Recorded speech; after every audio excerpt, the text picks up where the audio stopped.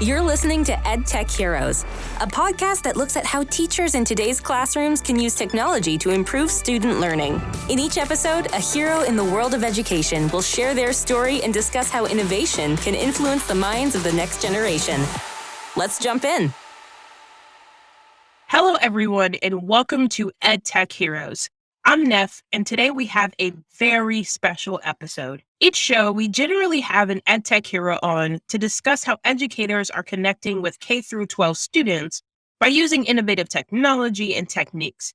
And this week, we'll have some of Screencastify's very own EdTech heroes on the show to talk about something that's been on our collective minds recently, and that's student engagement. So why has engagement been on our minds? It's at the heart of everything we do in classrooms across the world. It's behavioral, it's about familial connections, and it's about the learning. Yet for me, it's always been kind of mystifying. You walk into a classroom and you can instantly tell that students are engaged, but it's hard to define why they're engaged and how the teacher was actually able to promote that engagement. Luckily, we've got some incredible tips on student and family engagement you can find in our ultimate guide to engagement for teachers on our Twitter account, which is @Screencastify. But we also wanted to speak with some members of the Screencastify Squad about their own experiences with student engagement, both in their previous role as educators and in their current role of helping empower teachers to create more engagement and better learning outcomes. So hopefully we can demystify what it is about student engagement. First up, we spoke with Rebecca Oak, who is currently a UX designer at Screencastify and was a fifth grade teacher before joining us. We spoke about student engagement and how it played a role for her both as a teacher and in her current role. So let's get into it. Rebecca, thank you so much for being on the show. Thank you. It's so nice to be here, Nef. Awesome. So you work at Screencastify, we work together, but prior to that, I know that you spent time as a classroom teacher, and now you're a designer on our product team. I'm curious to know, how does student engagement drive your work, both when you were an educator and now when you're building ed tech tools? Yeah, absolutely. That's a great question. I think, especially as a teacher, student engagement was always in the back of my mind whenever, for example, I am lesson planning or preparing for the day.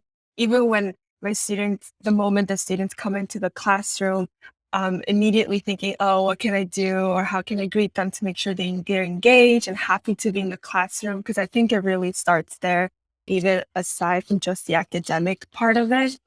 So yeah, it's always, even when I'm planning lessons, always asking myself, what can I do to make this lesson more engaging for like Brian or for Allison? Or I think there's a lot of students have different levels of engagement.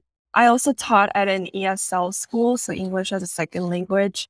So engagement was also, it played a bit, it was sometimes challenging, especially given that they are learning English as a second language. So always trying to figure out a way to make sure that they feel motivated when they're learning English, or are the activities that we do in the classroom are helping them. I think as a teacher, that's definitely the number one thing that I try to think about. Yeah, 100%. And I love that you said that it starts with engagement, because if kids aren't engaged, then it becomes really hard to teach them anything.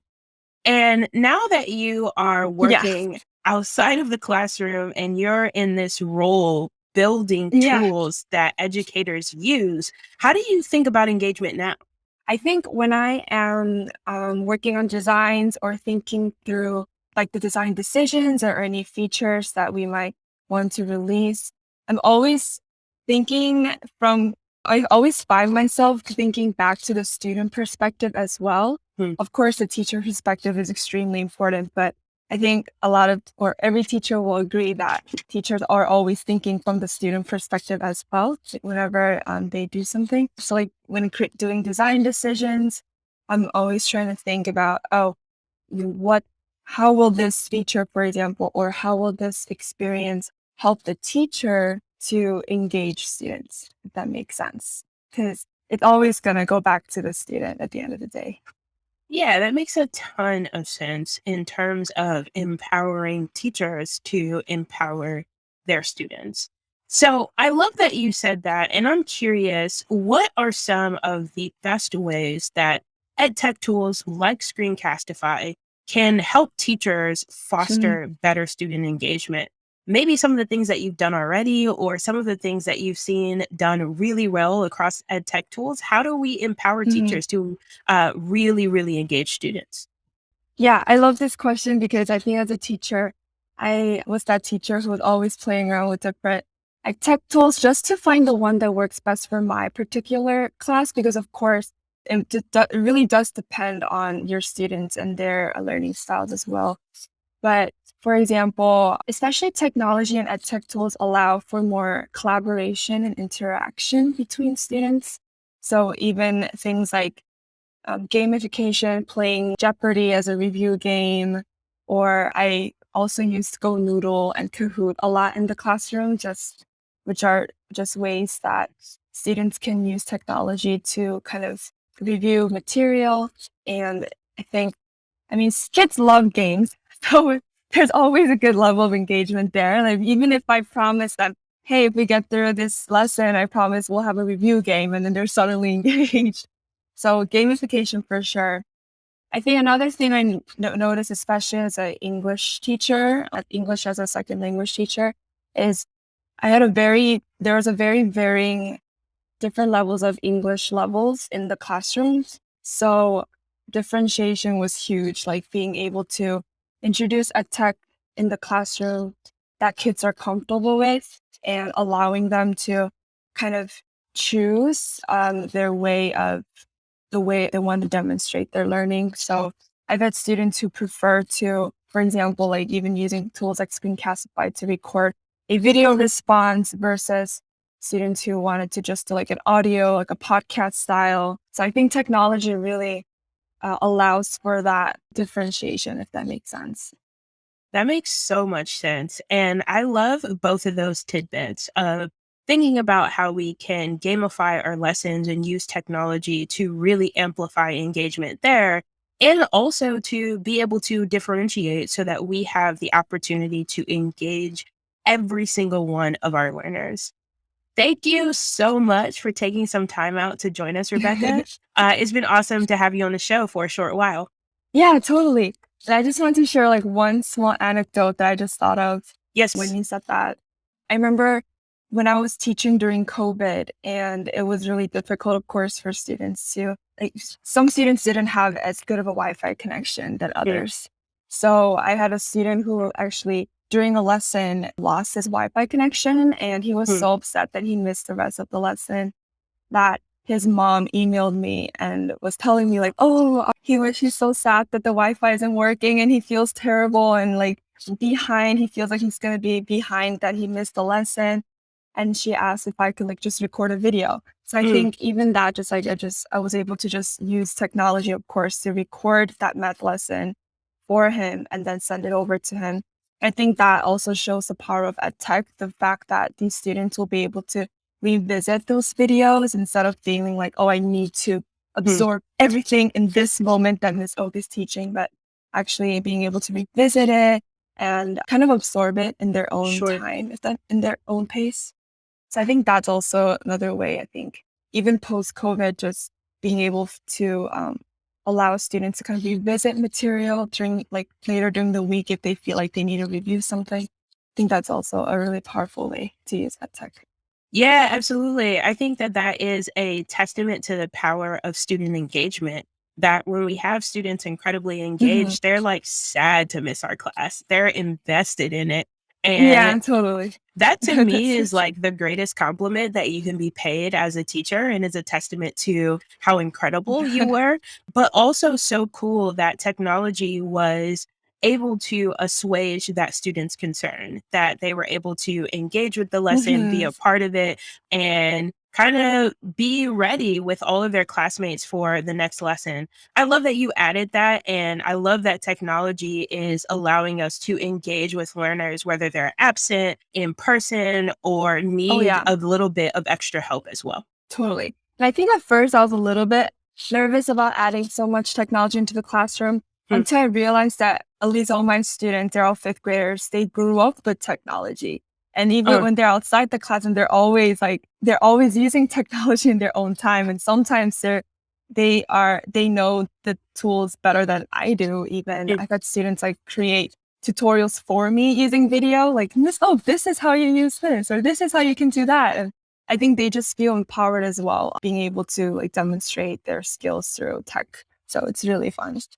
Yeah, for sure, for sure. I can see that, and I feel like that is such a salient point that it's important to engage folks in the modalities that they find to be the most engaging. Because there's like a huge disconnect Yeah, if I spend all of my day scrolling through TikTok and when I get to class, hmm, there are absolutely no videos. And that's certainly not to say that we have to go exactly. full TikTok mode, right? But there is something to be Right. gleaned No. from meeting them where they are. Yeah, exactly. I love what you said about meeting them where they are. So that makes a lot of sense.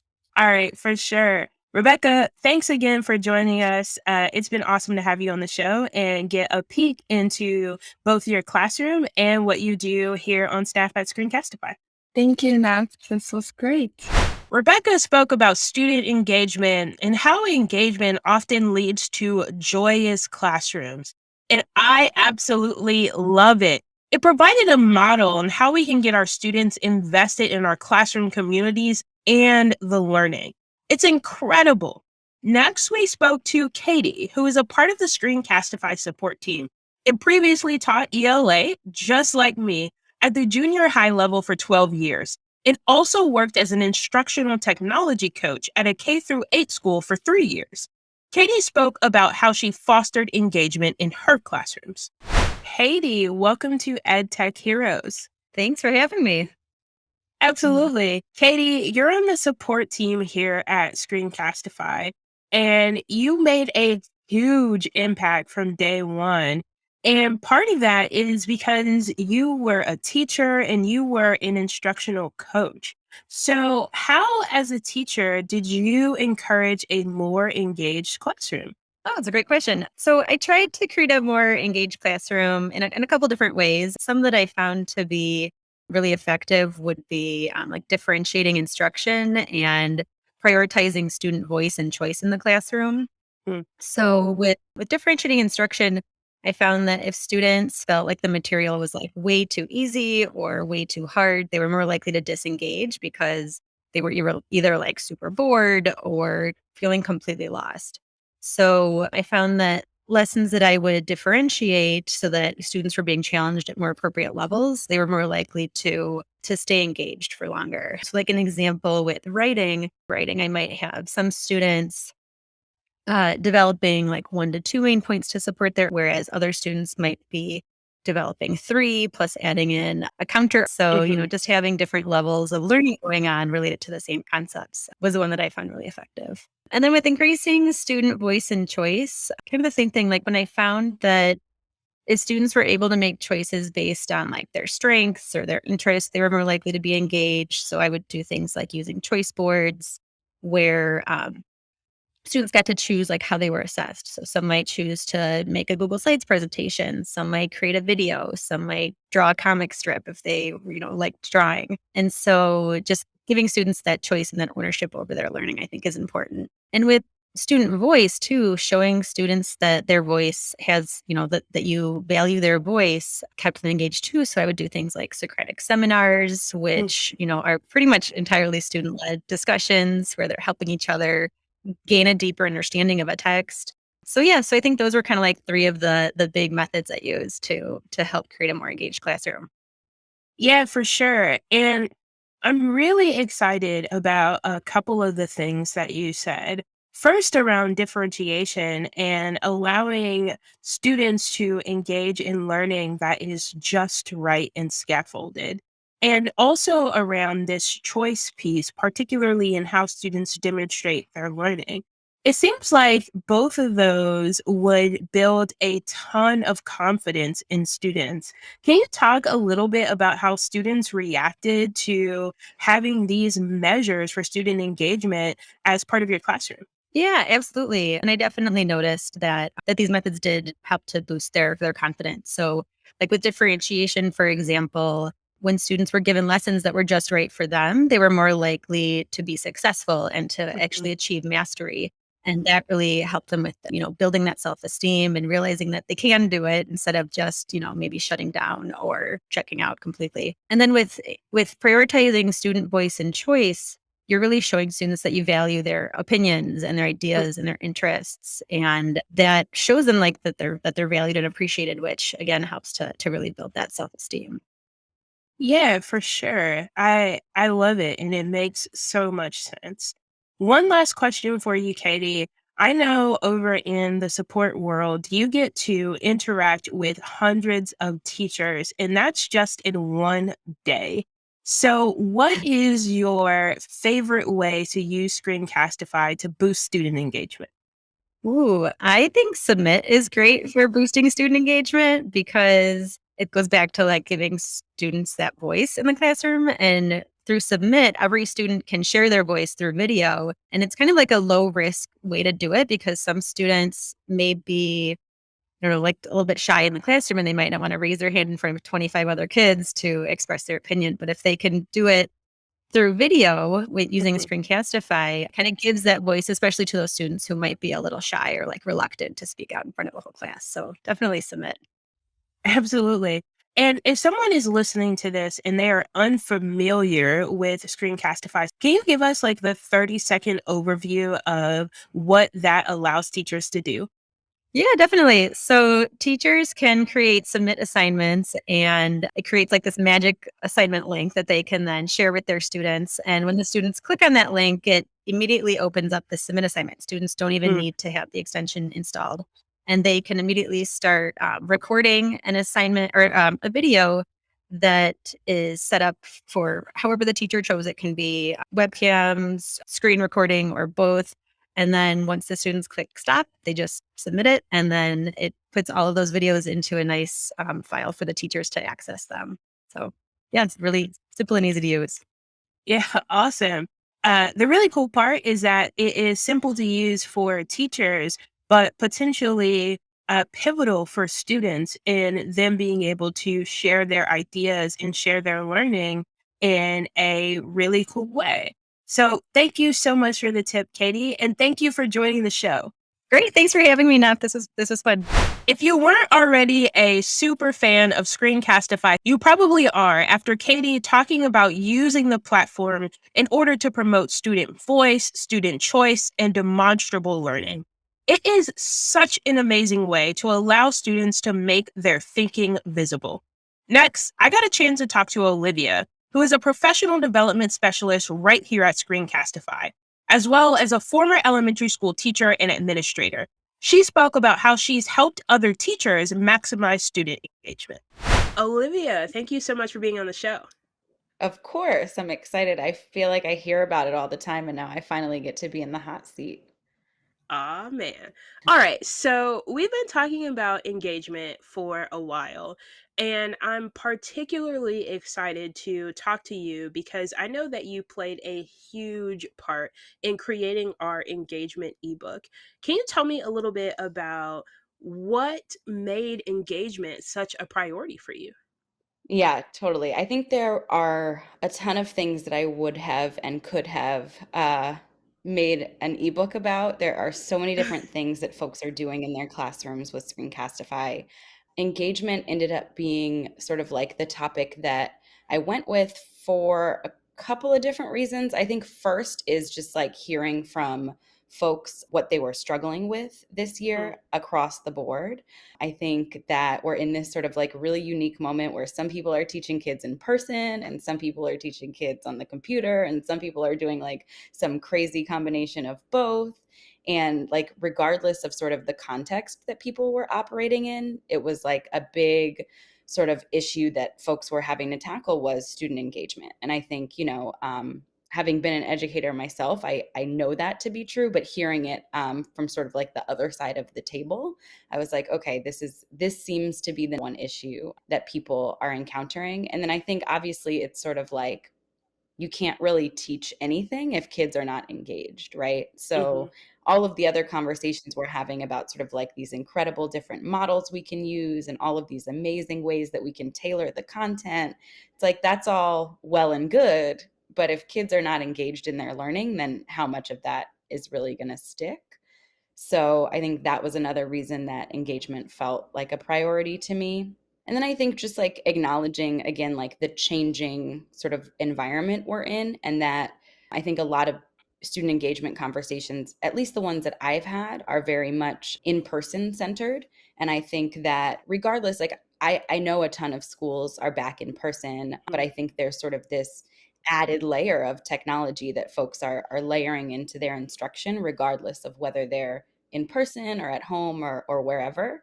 And so I felt like it was really important that we were responsive to that and sort of like acknowledge that reality and say like this is technology, people are using it in their classrooms, and sort of kind of harness some of the best practices that folks have come up with in terms of engagement. So I guess that was a long-winded answer, but it really did feel like foundational to everything else that people were saying. Yeah, absolutely. I think that we have heard that from other members of the team, that engagement is a prerequisite. You can't do anything until students are engaged. And I think it's so interesting to think a little bit about how we have increased our technology usage and where there might be gaps in how we're utilizing technology. So maybe a teacher is now assessing through technology, or they're providing instruction through technology, but how do we also allow them to engage students with technology? And obviously, those things are in conversation with each other, right? Like when you create an instructional video, you're trying to make sure that it's engaging. Or when you create an assessment, you want to make sure that it's engaging. But how do you kind of create that holistic conversation, which I think is really, really cool. So, that guide, I've looked over it. It has 25 different tips, which is a whole heap of a lot. And they come from some amazing educators. They include videos and guides and all types of stuff to really, really make that useful. And I have probably one of the hardest questions that you're going to answer today. What is your favorite tip from that guide for promoting student engagement? Okay. That is a very tough question, but I think I'm ready. I'm going to cheat a little bit, I'll be honest. Huh. But I think if you haven't looked at it, I think the QR code piece in there is the thing that really, really, really has been sort of getting my wheels turning lately. And the reason I'm saying that I'm cheating is because there are a ton of ways that folks are using that QR code. I think we highlight a couple in the ebook, but just to like go through a couple more, I think that the first one that I've heard is recently is test corrections. So I've heard like an overarching thought that you might use QR codes at stations or small groups or Hmm. individualized sort of instructional components by like, recording your directions and then creating a QR code and physically placing it where students might be moving throughout the room, or in a breakout room, you might have it in a slide or what have you. And so I think that that is really interesting to me because it really creates this like independent activity. I mean, I know that educators who have run stations can tell you that like the management piece there and the engagement piece in terms of keeping kids engaged at the station that you, the adult, are not at, Hmm. um, can be a doozy, right? And so having this way that students can engage with QR codes is really awesome because they really, really don't need an adult. And then specifically, I heard someone say this test correction thing, right? So they have stations that they run, pretty frequently, similar stations. And so if one of those stations is sort of weekly test corrections based on assessments that students have taken, they can sort of create a video with each problem in the test. And so students can kind of move and go to the one that they need in order to really correct their work. And so it becomes this engagement thing in terms of sort of students being actively engaged in their work. But then I think there's this added layer of students sort of self-assessing and engaging like even further in terms of giving themselves feedback and being able to sort of be involved in that whole loop Hmm. independently. And so I just really think this QR code thing is awesome. And then, like little kids, you're like trying to get them to type in these websites and access these things. And, we all know that these 5-year-olds trying to do that was a nightmare. And so hearing folks say that like my 5-year-old can scan the QR code and see the video without that extra step of having to type anything is also something that I think is great in terms of like accessibility and engagement. So like I said, a lot wrapped up in that QR code. So I did cheat a little bit, but I think that that's my favorite. Yeah, absolutely. And I think there is so much wrapped up not only in how educators might utilize QR codes to grant students access to their videos, but also in this idea of voice and choice and differentiation that is implicit in this strategy. That my test results are going to look really, really different from my classmates. And therefore, the feedback and review that I receive necessarily has to look different as well. And I think that you touched on something that is universal to educators. There's so much to do, but there is only one of you. So, how do you amplify and multiply your impact? And some of that might be allowing students to be able to access many versions of you in these QR codes that they can scan at just the right time to be able to activate that learning. I love that. I will accept the cheat code there that you applied because I love that use case as well. And I think that it is awesome.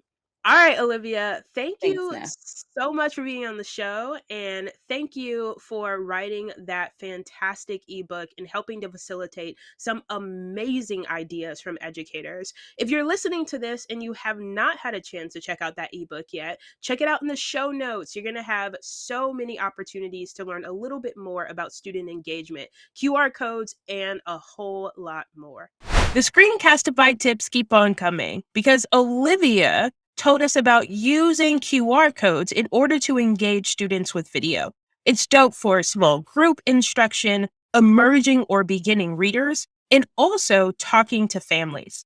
Next, we got a chance to speak with Laura Litton, who is the Director of Success at Screencastify. When Laura began her educational career, she taught middle school math and language arts, transitioned to instructional coaching, and finally school leadership, all within Chicago public schools. I spoke with Laura about what she sees and hears from schools each day when discussing student engagement. Laura, thank you so much for joining the show. Thanks for having me. Absolutely. So I am really, really excited to talk to you because I know that you get an opportunity to talk to districts all day, every day, which gives you a unique perspective on engagement. What are you seeing right now as some of the challenges that districts are facing as they attempt to promote engagement? So districts are struggling with a variety of ways in which engagement can be promoted. And they're kind of riding this balance between, should we give our teachers the autonomy to choose the ones that work best for them? Or does it make more sense to provide a little bit more guidance about what kinds of things should be in place? And so I've talked to a couple of instructional coaches even this week who are kind of hitting this. I just want to tell them what I know will be effective, but I respect them as professionals. They know their kids, but I need to prep for this professional development that we're going to have right before they go on break. I want to, have them all use this specific method or this kind of teaching attempt or try or have the kids all submit a video that captures their mastery. But I also have some teachers who are just not ready for that. Like, what advice do you have? And they'll turn to me and I'm like, well, obviously you know your teachers better than anything that I might be able to come up with. But I think what they're looking for is authenticity. And so what we're seeing is a bunch of districts that are like, how are we authentic in this time where change happens constantly, right? Like you have a class, you'll have 4 classes that get quarantined overnight and all the students and teachers go remote. You'll have just a constant changing of focus areas and needs on top of what is a huge in like SEL needs and how are we there for our students. And so it's been really interesting is just having these conversations around engagement has always been something your teachers have been striving for. What we've seen a lot in the last 20 months is more options for them to be able to achieve that engagement with their students. And the trend, especially with the people that I talk to in a more flipped classroom sense is, preload all of that direct instruction that you want for your students in those asynchronous ways so that the engagement comes in these small settings, in these quick one-on-one chats, in these setting students up for collaborative conversations while you have them in front of you, whether that's because they're actually in person or because they're joining in some sort of hybrid role. Yeah, for sure. And I think that there is something really interesting in that word authenticity because it sounds like districts are attempting to be authentic to their instructional goals, to the ideas that they would like to posit district wide, but also attempting to be authentic to these varied teaching styles and how individual teachers might be able to pursue engagement in their classrooms. And then there's this third level of being authentic to students and recognizing that there are 30 different learning styles if we have 30 different kids in the classroom, and what's actually going to work in order to engage those 30 different kids. That is mind boggling and a lot to think about all at once in order to pursue any sort of strategy that really pushes an entire district forward. So, one thing that I'm curious about for the districts that you get an opportunity to work with that are doing really, really well, and they have these positively engaged classrooms, what does that look like? What are the results? What are the outcomes? What is the benefit of going through all of this really, really intense thinking around engagement? I think it's the things that everybody goes into teaching to find. It's constant aha moments that are Hmm. being demonstrated by the students. It's that feeling of accomplishment from the teachers. And then all of that rolls upwards to this school and district level leadership. So you've got those instructional coaches or those school leaders who are like, something is happening here, positive, like it, conversations are happening in the classrooms and kids are feeling energized when they walk out of school at the end of the day, right? We don't often get into the nitty gritty of like, what are the scores that are happening right Hmm. now? Or what are the specific skills that students are exhibiting? But this general sense of like, it is worth it, right? All of that like search for how to be the most authentic self has that positive uplift at the end of the day. I can keep going. I'm going to plan again for tomorrow. The kids are excited to come back after break, right? Because that's the thing that you're heading into this kind of depending on what day it is that you might be watching or listening to this is you're heading into a break of some sort. You're like, how can I Hmm. set the scene so that the kids afterwards are like, I'm hungry for more opportunities to challenge myself to learn new things. And so for the districts that are doing it really well, you get both teachers and students who are, while appreciative of a breakaway, hungry for what comes next and wanting to and try new things as well as keep iterating on the ones that they've already put in place. Dang, I have never thought about it that way. I think that we have talked about it earlier in the show around how important student engagement is for student learning. And we've kind of defined it thus far as this prerequisite, right? That if students aren't engaged, then they don't learn anything. But you've added this really important additional layer to things around what it means for teacher engagement. And I've been there, right? Where you are teaching your little heart out and you're looking for some sort of engagement to be able to validate you. And you've got one hand up, and that kid is like, can I use the bathroom? And your heart sinks. You're like, oh my God, like I thought I was doing something here. And I think that we are at this interesting moment in education where teachers have been asked to do a whole heap of a lot. And being able to have wins, whether they are small wins with our students or really, really large wins, are something that we all have to pursue. And it's so interesting to think of increasing student engagement as being one of those wins that teachers can put in their back pocket to motivate them at any point in the school year. I love, love, love that perspective. And perhaps you have that perspective because of all of the different roles that you've had. Like when I talk to you, it seems like every single time we talk about a role that a person could have in a school, you're like, yeah, I've did that at one point.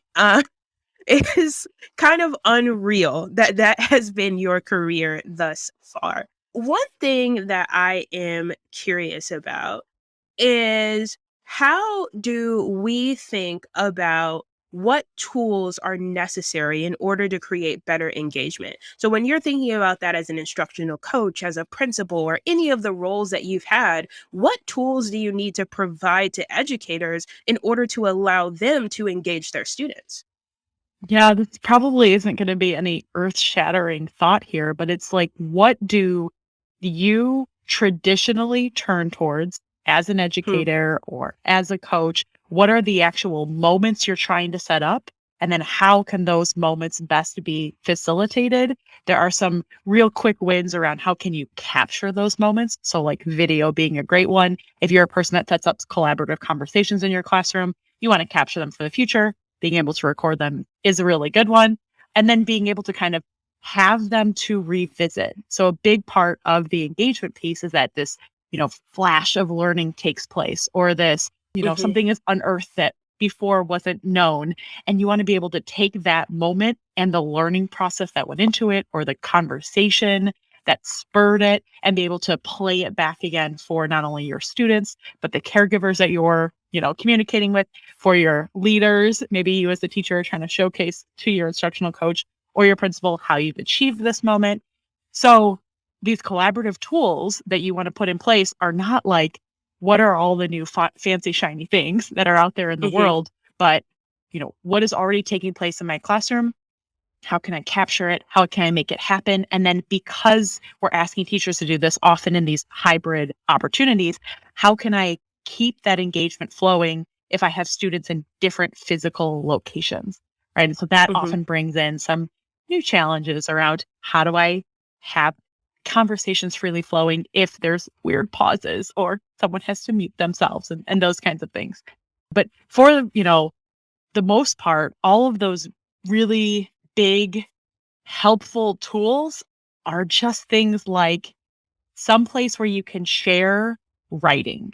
Like, how could Hmm. I put out a thought, and how could you then comment on that thought and then put an additional thought, right? So it doesn't matter what tool you're using, but a place to capture shared writing, and then a place to capture shared non-writing. So how can I draw something or diagram something, or put something into place because I have to show what the solar system looks like, and how do you give me feedback on that? And then, to that point, something that captures feedback, not only from me to the students, but from the students to each other. And so what you're talking Hmm. about is just like, what are those places and the moments in your classroom and your lesson plans where there can be information flowing from one person to another? And what's the best tool for that? Those are the ones that are going to stick around, and the ones that are going to continue to be refined and used by teachers and students all over the place. Yeah, I love that. And I think that it is potentially a different paradigm for looking at ed tech tools, or any tool for that matter, to think about what are the fundamental things that need to happen in order for this classroom to function. And once we've defined those fundamental things, let's think about what we could implement that would allow these fundamental things to happen easier, or to happen quicker, or to allow additional insights as we engage in this, which I think is an awesome way to think about it, so that you don't feel like you're always chasing this perpetual squirrel and you can never quite grab it, but instead that you are continuously iterating and getting better at the things that truly matter. I want to turn things around real quick, particularly because I have you on the show and you have such varied experience. We've talked a lot thus far about how teachers can promote engagement in their individual classrooms, and that's amazing and it's so so important. But there also is this additional layer of engagement, at least in my opinion, around how students are engaged in their schools. And I'm curious, for schools or districts that want to have top down increased engagement, what do they do? How do they foster that and get everybody excited to be in the building, to be a part of the community? Yeah, I mean, I think this comes a lot from just how community organizers do this really well. They're Hmm. looking for and soliciting opinions from all different stakeholders in the community. So if school level leaders and district level leaders truly see themselves as community organizers, they just need to do the same things, right? If I want to roll out a new attendance policy, or when we're going to go to lunch, or what kinds of things we can do at recess, we, as adults sitting in a room somewhere, could certainly put something on paper, but have we truly sought the opinions and the buy-in of the stakeholders for which this policy is going to be put in place? There's always going to be those elements of wanting to keep our students safe, but there's never a point in time where we can't provide choices of some sort. And I think the people that are the most masterful at doing this have recognized that, and that's what they're putting out there. So they have, like choice boards for their students to be talking about broader school level initiatives or planning events in the future, right? There's one thing where if you've got a fundraiser that you're putting out there for your teachers to go out and sell as much wrapping paper or whatever the fundraiser might be, versus if you have students going out and talking to other peers or adults in their community about something that they're reading, or how they're all moving towards this goal of writing a certain amount of words, or whatever the overall element might be. There's this opportunity for school level leaders to kind of open up what is happening in the same way that people are starting to rethink staff meetings and how they need to be more collaborative with the other adults in the building. Just keep going. Just keep bringing it down, right? Start to teach the power of having a representative from different classes or from different grade levels, and how do they come together and help make decisions, and then have that kind of keep flowing, whether it's as simple as just like exit ticket from the cafeteria on how healthy and nutritious do you feel after that meal, right? Or, walking into an assembly, like what are the shout outs from different students that they want to give each other because they really uplifted themselves or they helped inspire one of their classmates. It's like, invite the voice in the same way that you want your teachers to, of your student population, into those moments when it is the most relevant to what they're doing and what you hope from them. Yeah, absolutely. I love that. And what's interesting about your answer is that it seems like regardless of who you are attempting to garner engagement from, the first step in doing that is to give them a voice and to give them some choice into what that looks like from a school perspective, from a district perspective, and individual classrooms, which is so cool that we can kind of synthesize that down almost into like a central mandate. Start here, and you will start to see some results in terms of increasing engagement. I love it. Thank you so much for your time and insight on the show, Laura, and telling us a little bit about how we might be able to promote engagement regardless of what role we occupy. Yeah, thanks so much for posing these hard-hitting questions and continuing to solicit really good ideas from everyone out there. Can't wait to continue learning from everyone you host. So many tips, so many perspectives. That does it for this edition of EdTech Heroes. I want to thank all of our guests for taking time today to share their thoughts on student engagement. You can learn much more about improving student engagement in your classroom by downloading our ebook, which can be found on our Twitter account at Screencastify. And we'll see you all next time. Thank you for listening to this episode of EdTech Heroes, presented by Screencastify.